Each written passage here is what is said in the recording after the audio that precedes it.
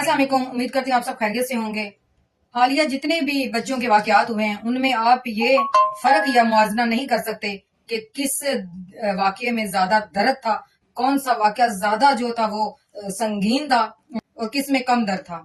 وہ چاہے لاہور کے علاقہ اچرا میں ہونے والے 3 بچوں کا واقعہ ہو جس میں ماں نے اپنے ہی 3 بچوں کے گلے کاٹ دیے، یا پھر منتہا کیس ہو جس میں اس کا گلا کاٹ کر اس کا سر کی ہڈیاں تک توڑ دی گئیں، یا پھر ٹیوشن سینٹر کی چھت گرنے سے وہ 14 معصوم بچے خاموش ہو گئے ہوں۔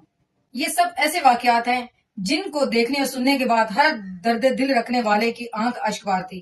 لیکن کراچی میں ہونے والا حالیہ دنوں میں 6 سالہ ولی کا واقعہ جو ہے اس نے تو اندر سے روح تک کو جھنجھوڑ دیا ہے۔ میں نے جب بھی کسی واقعے پر ولاگ کرنا ہوتا ہے تو میری عادت ہے میں اس واقعے کے تمام ریلیٹڈ ویڈیوز کو بڑا باریکی سے دیکھتی اور سنتی ہوں۔ لیکن کل رات جب میں کراچی کے اس 6 سالہ معصوم ولی کا جو ہے وہ واقعے کے حوالے سے ویڈیو دیکھ رہی تھی تو میری اندر سے روح تک ایسے ہل کے رہ گئی، اور ساری رات مجھے نیند نہیں آئی۔ ان بہنوں کی سسکیاں، اس ماں کی آہو پکار اور اس باپ کا بلک بلک کر رونا جو ہے وہ میرے دل کے اندر ایسے دھستا جا رہا تھا۔ اور ہم یہ کہہ رہے ہیں کہ انسان جو ہے وہ جانور بن گیا ہے۔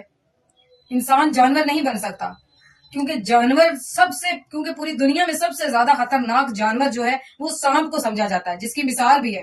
اگر آپ سانپ کا ایک چھوٹے سے بچے کو لے کر دودھ پلا پلا کر ہاتھوں سے اس کو بڑا کرتے ہیں تو بڑا ہو کر آپ کو بھی ڈسنے سے باز نہیں آتا، لیکن اسی سانپ کے سامنے اگر آپ انسانی نامولود یا چھوٹا بچہ بٹھا دیں تو وہ اس کو ڈستا نہیں ہے، اس کے ساتھ کھیلتا ہے۔ اور اسی چیز سے ثابت ہوتا ہے کہ جانور جو ہے اس میں درد دل ہے، لیکن انسان میں درد دل نہیں ہے۔ انسان جانور بھی نہیں بن سکتا، انسان تو کوئی درندگی کی آخری حد کو ٹچ کر گیا ہے۔ جانور بھی بچوں کو نقصان نہیں پہنچاتا، اور یہ پتہ نہیں کس طرح کے انسان ہیں۔ یہ وہی انسان ہیں جو 1400 سال پہلے میدان کربلا میں انسان جانور بن گئے تھے اور جانور انسان بن گئے تھے۔ آج کے دور کے انسان تو جانور بھی نہیں رہے، وہ درندگی کی آخری حد کو ٹچ کر گئے۔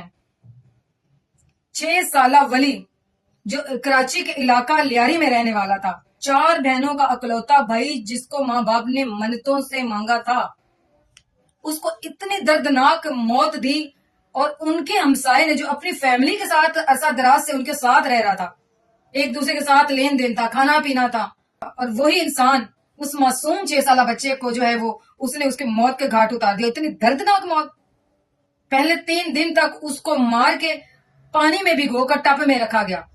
جب اس بچے جس میں بچوں سے خوشبو آتی ہے ایک نیچرل، اسی معصوم بچے سے سمیل آنا شروع ہو گئی، جس سے محلے والوں نے شور کیا اور اس بلڈنگ کے لوگوں نے کہا یہاں سے سمیل آئی، تو انہوں نے کہا یہاں پر چوہا مر گیا ہے شاید۔ تو اس درندہ انسان نے وحشیت کی حد کراس کرتے ہوئے اس بچے کو چھٹی منزل سے نیچے پھینک دیا۔ ولی کے گھر والوں اور پولیس کے اطلاع کے مطابق یہ درندہ انسان کا جو تعلق تھا وہ کسی ایجنسی، باہر کی ایجنسی سے تھا، جو اس کو کوئی گول دیتے تھے، اور یہ اپنا گول اچیو کر رہا تھا۔ وہ کہہ رہے تھے بچے کی زبان کاٹ دو، اس نے زبان کاٹ دی۔ انہوں نے کہا بچے کا گلا کاٹ دو، اس نے گلا کاٹ دیا۔ انہوں نے کہا بچے کی پسلیاں توڑ دو، اس نے پسلیاں توڑ دی۔ انہوں نے کہا بچے کے دماغ کی ہڈیاں توڑ دو، اس نے دماغ کی ہڈیاں توڑ دی اس درندہ نے۔